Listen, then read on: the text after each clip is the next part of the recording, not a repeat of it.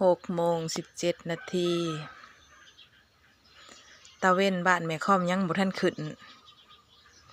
แต่ละมื้อนะ5:30-40 นี่ตะเว้นขึ้นล่ะ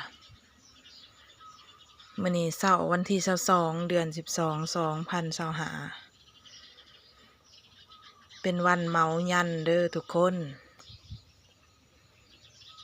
วันที่มีกลางคืนยาวกว่ากลางเว้นมื้อนี้มีเวลาเพียง11 ชั่วโมงปลาย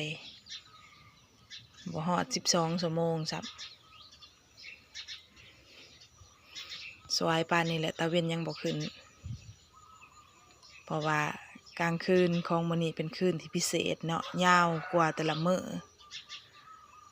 ใช้เวลาอยู่12 ชั่วโมงกว่า